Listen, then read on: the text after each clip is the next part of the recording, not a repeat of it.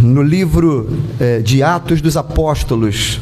A gente está vendo Romanos toda semana pela manhã, todo domingo pela manhã a gente está fazendo uma exposição sequencial, né, na carta aos Romanos, e hoje seria mais um dia desse, né? Entraríamos no capítulo 8, maravilhoso, que se inaugura assim, já com uma frase maravilhosa: agora, pois, nenhuma condenação há para os que estão em Cristo Jesus. Seria isso, mas essa passagem vai ficar para um outro dia, tá bom?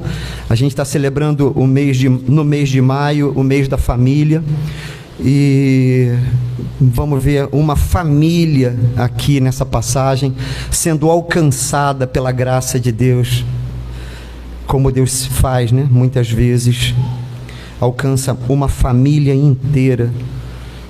Quantas não devem ser também as experiências, os testemunhos que os Gideões têm para contar por causa de um membro, por causa de uma biblinha dessa que chegou numa casa, alcançou uma família inteira, não é?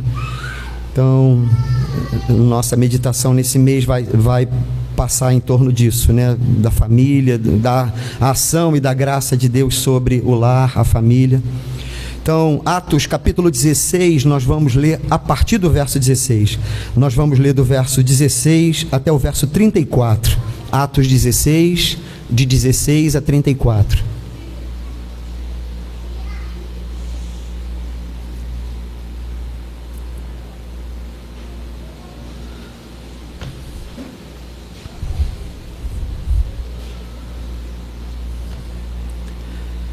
Atos 16, de 16 a 34, diz assim a palavra do Senhor. Aconteceu que, indo nós para o lugar de oração, nos saiu ao encontro uma jovem possessa de espírito adivinhador, a qual, adivinhando, dava grande lucro aos seus senhores. Seguindo a Paulo e a nós, clamava, dizendo: estes homens são servos do Deus Altíssimo e vos anunciam o caminho da salvação. Isto se repetia por muitos dias. Então Paulo, já indignado, voltando-se, disse ao Espírito: em nome de Jesus Cristo eu te mando, retira-te dela. E ele, o Espírito, na mesma hora saiu. Vendo os seus senhores, os senhores dessa jovem, né? Vendo os seus senhores que lhes desfizera a esperança do lucro, agarrando Paulo e Silas, os arrastaram para a praça, à presença das autoridades, e levando-os aos pretores, aos oficiais romanos, disseram: estes homens, sendo judeus, perturbam a nossa cidade, propagando costume que não podemos receber nem praticar, porque somos romanos. Levantou-se a multidão unida contra eles, e os pretores, as autoridades, os oficiais, rasgando-lhes as vestes, mandaram açoitá-los com varas, e depois de lhes darem muitos açoites, os lançaram no cárcere, ordenando ao carcereiro que os guardasse com toda a segurança. Este, o carcereiro, recebendo tal ordem, levou-os para o cárcere interior e lhes prendeu os pés no tronco. Por volta da meia-noite, Paulo e Silas oravam e cantavam louvores a Deus, e os demais companheiros de prisão escutavam. De repente, sobreveio tamanho terremoto que sacudiu os alicerces da prisão. Abriram-se todas as portas e soltaram-se as cadeias de todos. O carcereiro despertou do sono e, vendo abertas as portas do cárcere, puxando da espada, ia suicidar-se, supondo que os presos tivessem fugido. Mas Paulo bradou em alta voz: não te faças mal nenhum mal, todos estamos aqui. Então o carcereiro, tendo pedido uma luz, entrou precipitadamente e, trêmulo, prostrou-se diante de Paulo e Silas. Depois, trazendo-os para fora, disse: senhores, que devo fazer para que seja salvo? Responderam-lhe: crê no Senhor Jesus e serás salvo, tu e a tua casa. E lhe pregaram a palavra de Deus e a todos os de sua casa. naquela mesma hora da noite, cuidando deles, lavou-lhes os vergões dos açoites. A seguir foi ele batizado e todos os seus. Então, levando-os para sua própria casa, lhes pôs à mesa e com todos os seus manifestava grande alegria por terem crido em Deus. Palavra do Senhor. Vamos orar. Te louvamos, Senhor, por mais uma vez nos dares a graça de meditarmos na Tua Palavra.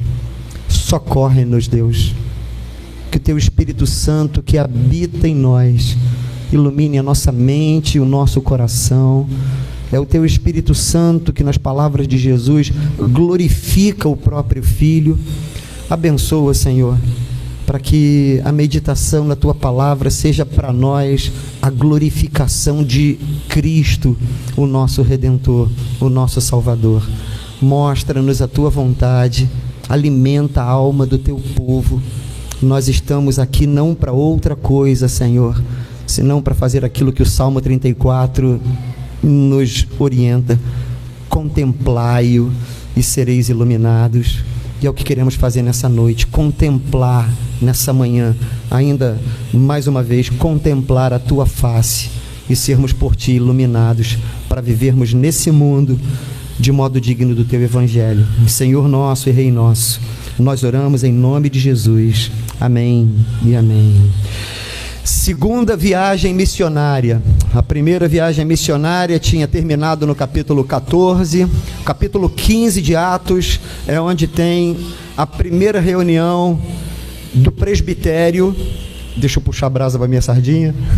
A primeira reunião do presbitério da igreja presbiteriana, né? Estou brincando. O primeiro concílio da igreja, né? Atos capítulo 15, onde tem o primeiro concílio da igreja.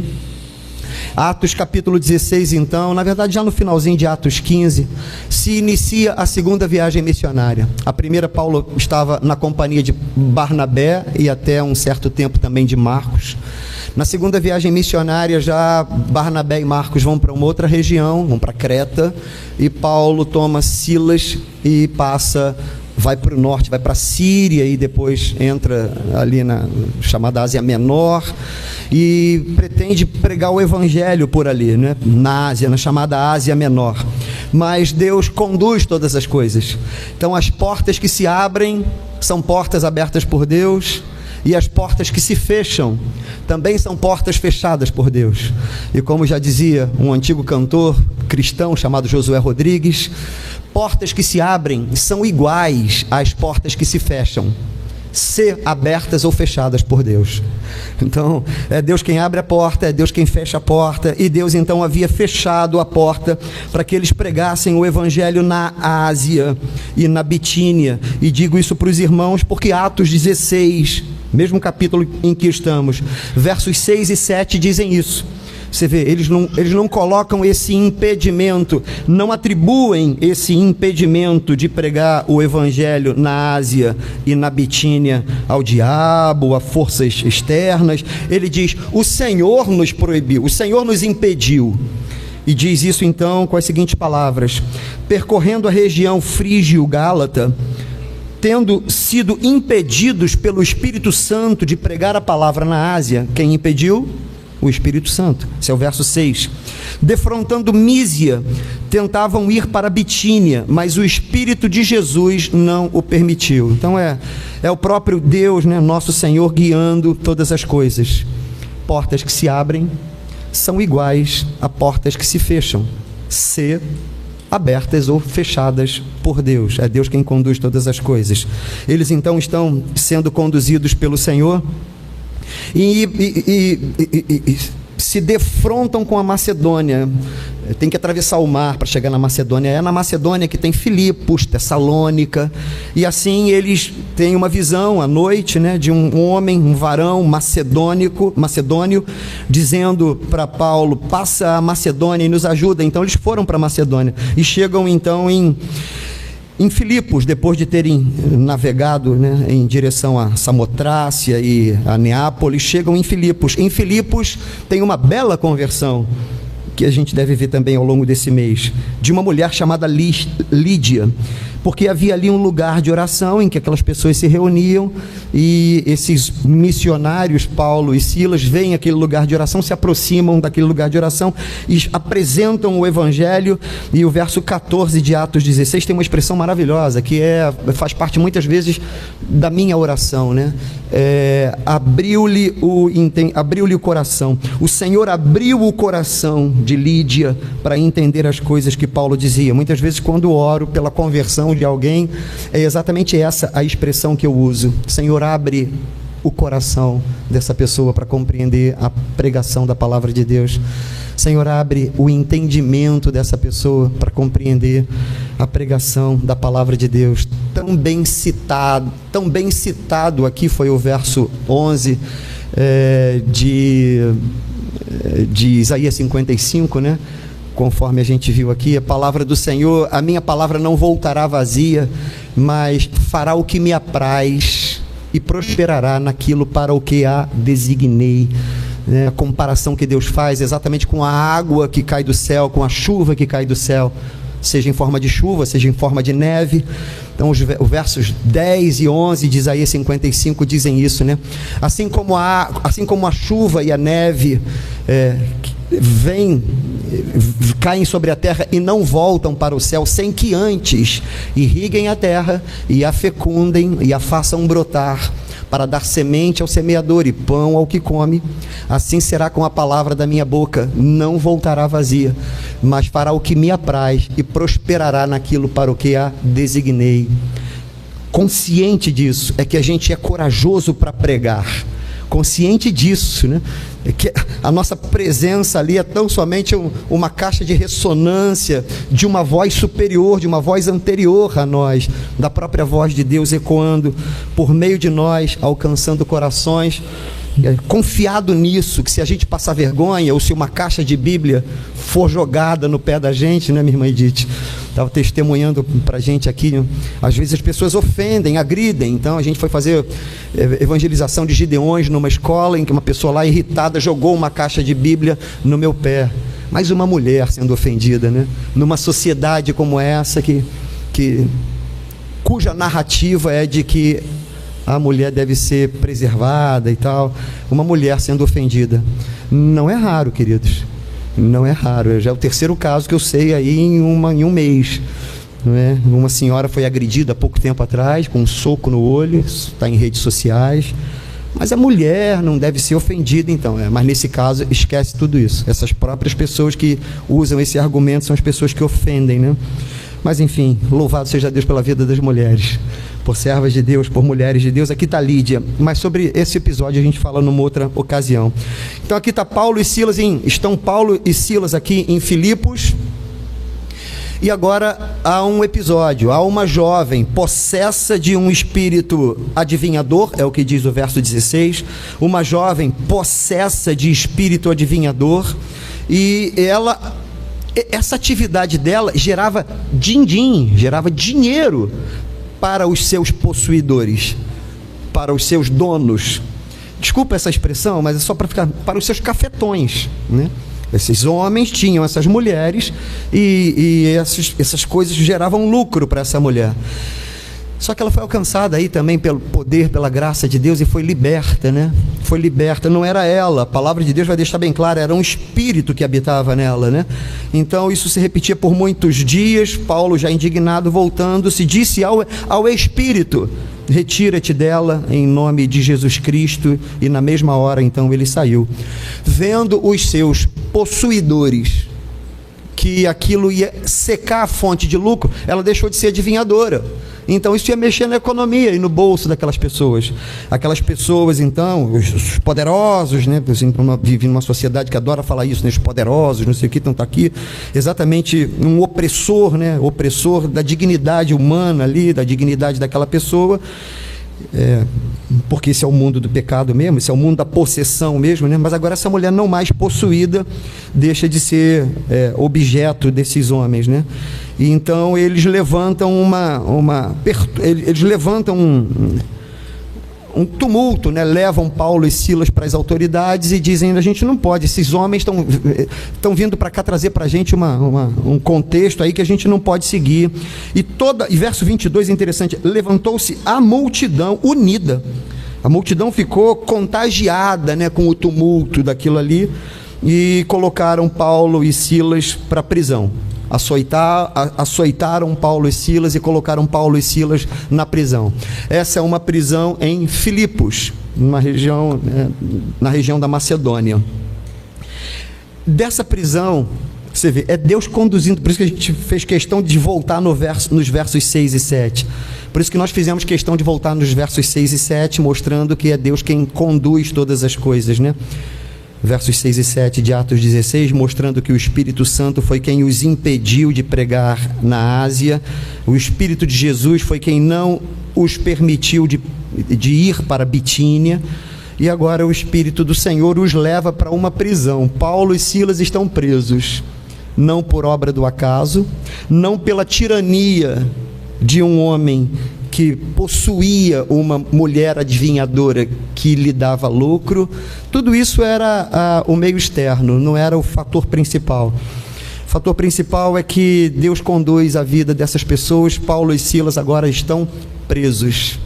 E se a gente está preso pela mão de Deus conduzindo a gente está no melhor lugar do mundo, porque a gente está no melhor lugar do mundo sempre que a gente está no lugar para onde Deus nos leva.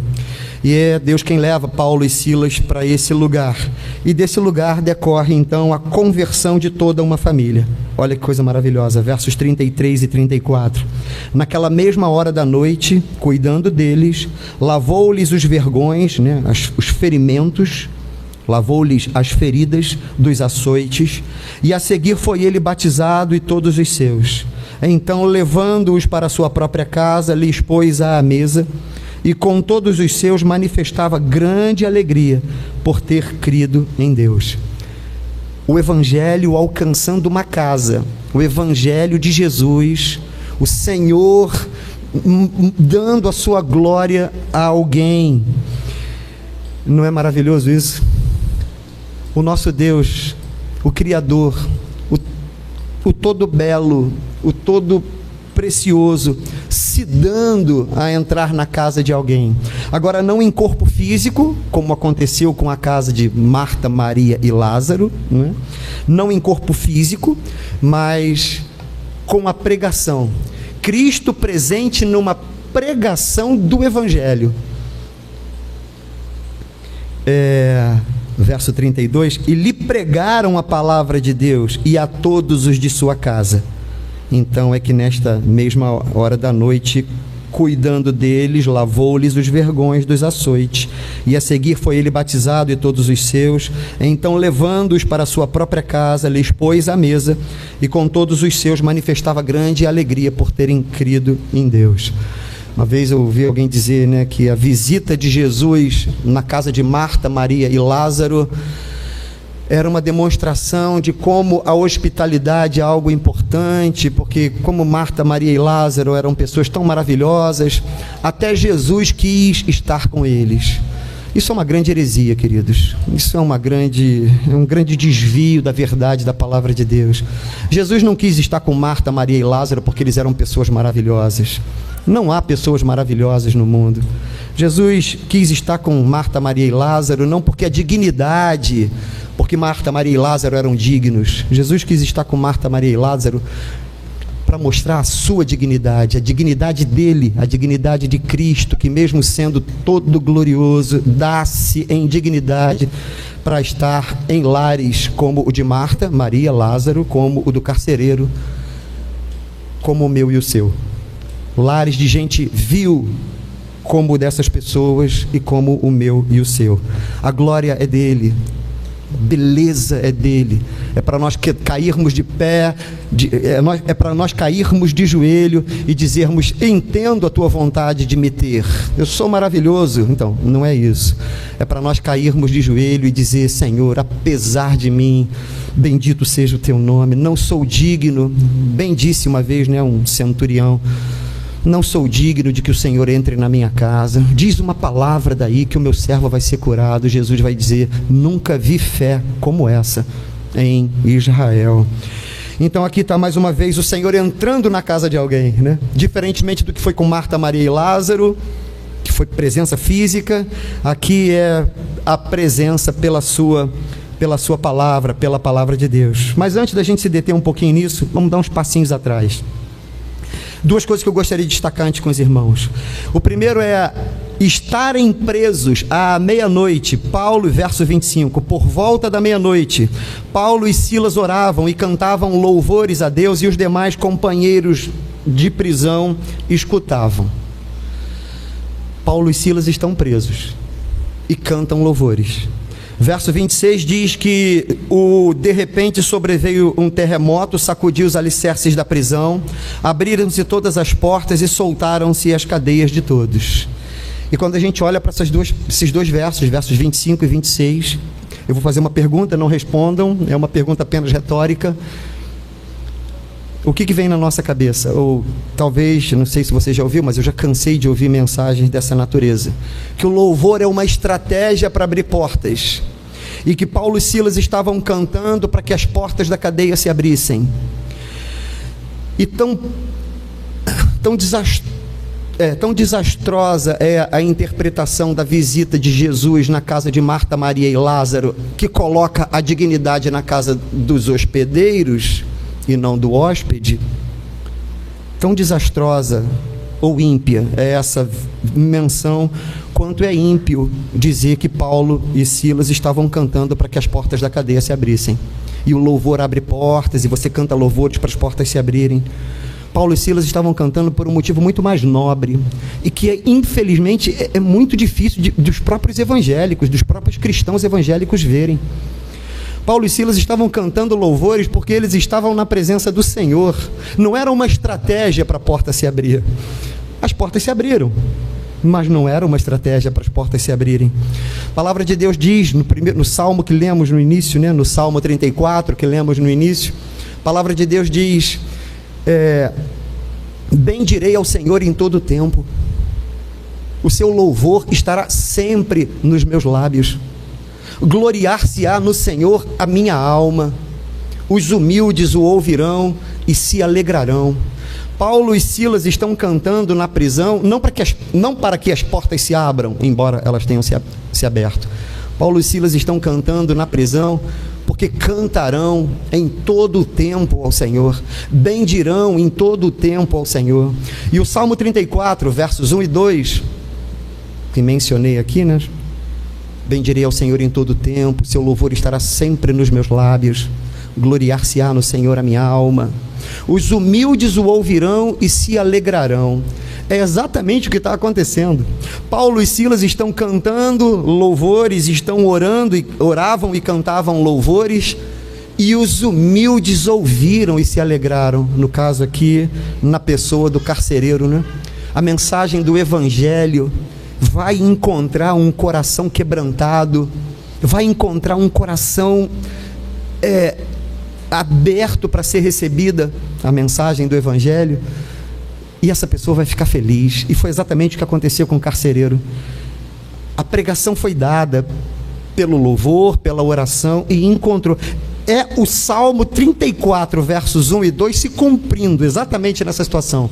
Eles cantam louvores, porque quem ama o Senhor canta louvores, ainda que numa cadeia, ou ainda que numa cama com câncer terminal. Quantos não são os testemunhos de irmãos nossos que sabemos que já partiram, e partiram dizendo: não tenho nenhuma amargura, o Senhor podia ter me curado, como podia não me curar? E muitos irmãos partiram sem nenhuma amargura, rancor, bronca de Deus, porque amavam a Deus e não o que podia acontecer a partir do temor a Deus, porque confiavam no Senhor e não no que o Senhor podia dar, não é? Então aqui estão Paulo e Silas orando e cantando louvores a Deus numa cadeia fedorenta, com os pés presos em Filipos. E por quê? Porque suas vidas já estavam bem resolvidas, estavam na mão do Senhor. O fato é que o testemunho deles faz com que o carcereiro de Filipos, aí vocês conhecem, a gente leva a história, o terremoto veio, as portas se abriram, o carcereiro quis se matar, porque era tudo que restava para ele, né? Um chefe de prisão que deixa os prisioneiros irem embora, um governo romano muito implacável, não deixaria aquele homem viver, e aquele homem quis se matar. Então Paulo toma da palavra e diz: não te faças mal nenhum, todos estamos aqui, ninguém fugiu, fica tranquilo. Então o carcereiro se constata isso, que ninguém fugiu, e agora o carcereiro os traz para fora do cárcere, e o verso 30, irmãos, carrega para nós a pergunta mais importante da existência humana. Não existe pergunta mais importante do que essa na existência humana. Isso é algo que digo em evangelização. Não passem por essa vida sem fazer essa pergunta. Isso é o que eu digo para as pessoas, para o descrente. Não passem por essa vida sem fazer esta pergunta: Senhores, o que eu preciso fazer para ser salvo? Esta é a pergunta mais importante que os nossos queridos amores, pais, filhos, parentes que ainda não fizeram, precisam fazer. Pessoas fazem perguntas muito importantes e inteligentes ao longo de suas vidas, mas não existe pergunta mais importante do que essa. Não passe pela sua existência sem fazer essa pergunta: Senhores, o que eu devo fazer para ser salvo? Essa é a pergunta. E para essa pergunta, uma única resposta. É a do verso 31 de Atos 16.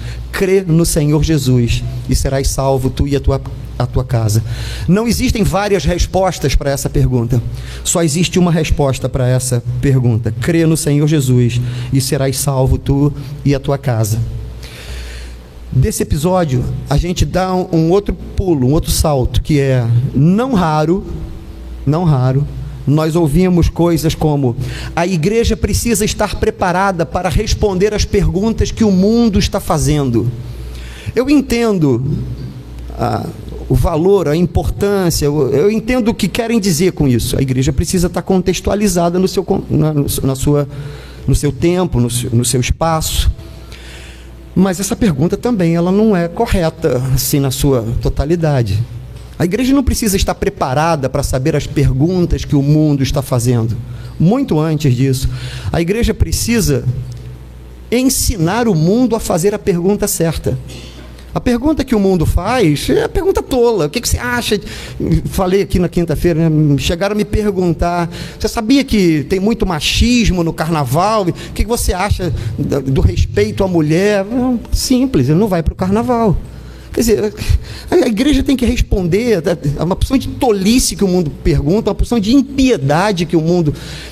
Uma série de perguntas ímpias que o mundo faz, mas não raro uma porção de pastor, amigos nossos, ficam, é mesmo, a igreja tem que responder as perguntas do mundo, queridos. O mundo não sabe fazer a pergunta certa.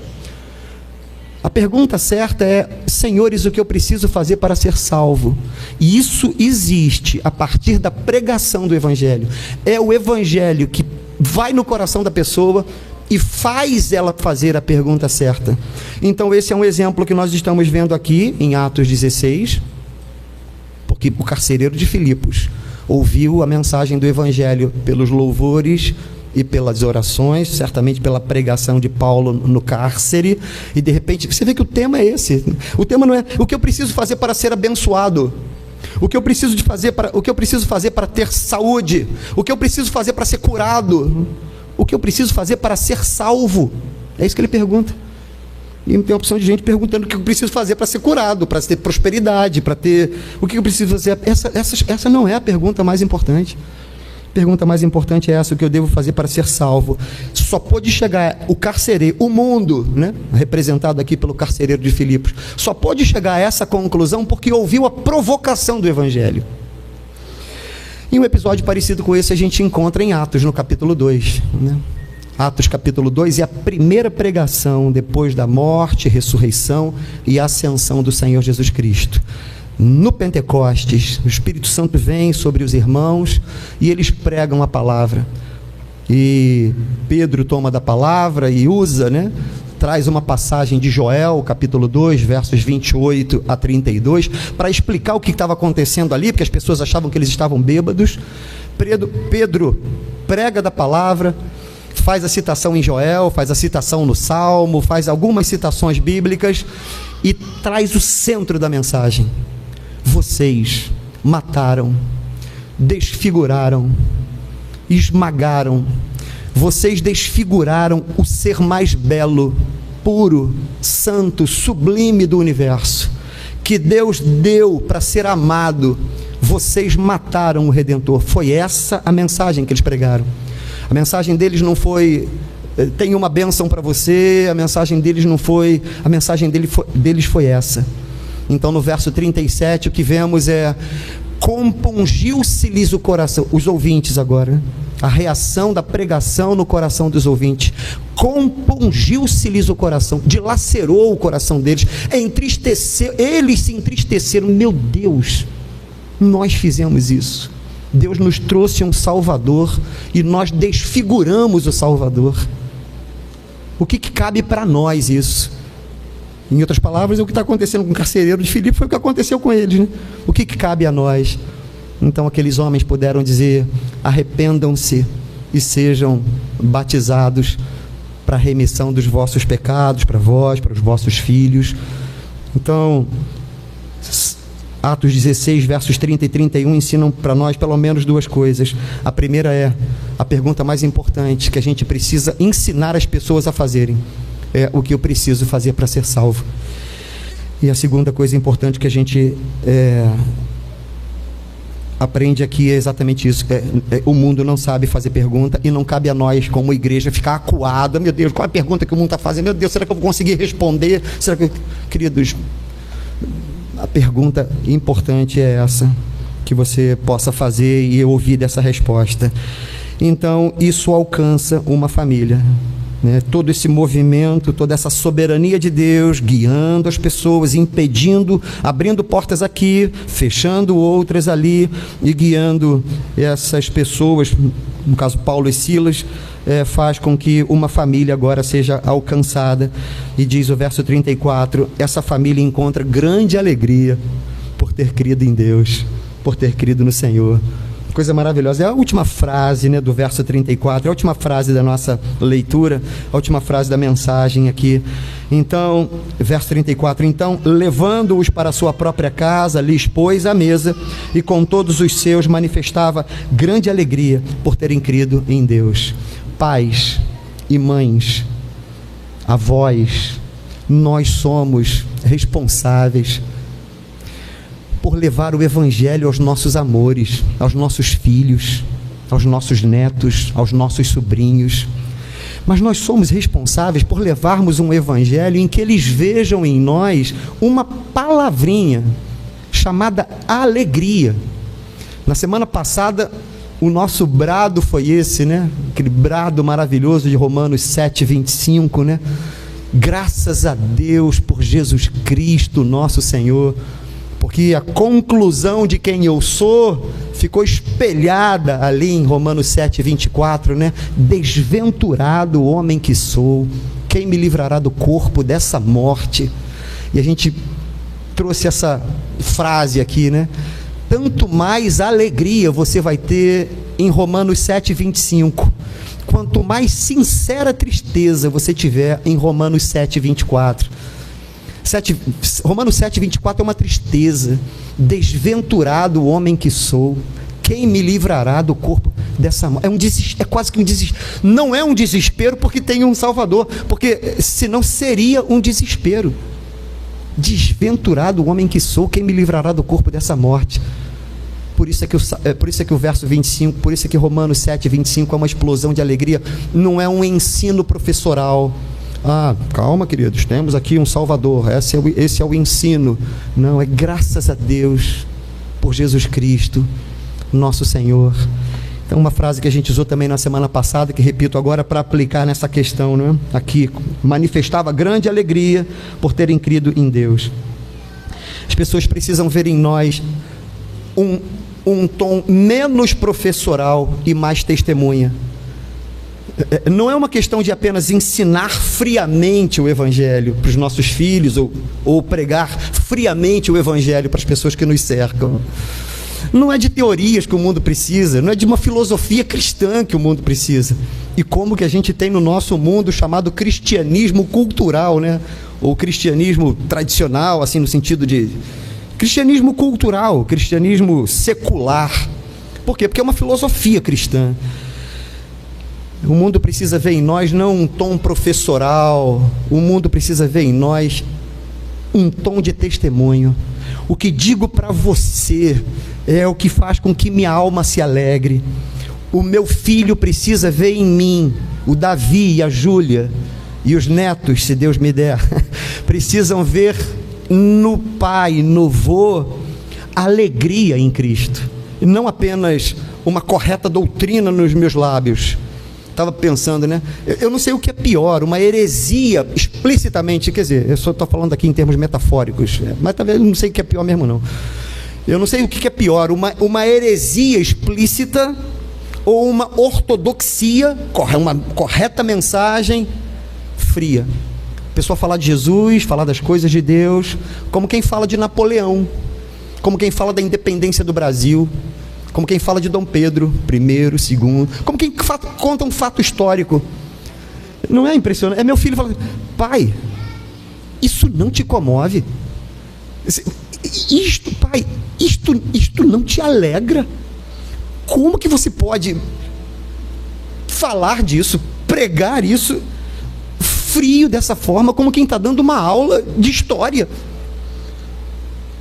Levando-os para sua própria casa, lhes pôs à mesa, e com todos os seus manifestava grande alegria por terem crido em Deus. Esse elemento, o elemento da alegria, pai, mãe, vó, o teu filho precisa ver em você, porque ele observa, ele vai ver se você tem mais alegria no Vasco, no Flamengo, ele vai ver se você tem mais alegria no Botafogo,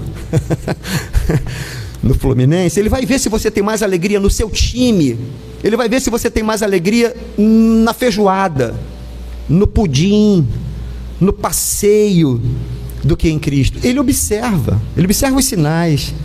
Mamãe, quando faz feijoada, papai fica todo feliz, dá uma euforia nele que eu não vejo ele em outra ocasião com essa alegria, dá uma alegria nele que eu não vejo ele numa outra ocasião com alegria. E quando a gente fala de Jesus para os nossos filhos, e quando a gente fala de Jesus para os nossos netos, a gente vai poder dizer: filho, é a coisa mais preciosa que tem, enche o meu coração e a minha alma de alegria, daquilo que Pedro vai dizer, né, na primeira epístola, capítulo 1, verso 8, de alegria indizível, de uma alegria indizível, intraduzível, de uma alegria indizível em Cristo.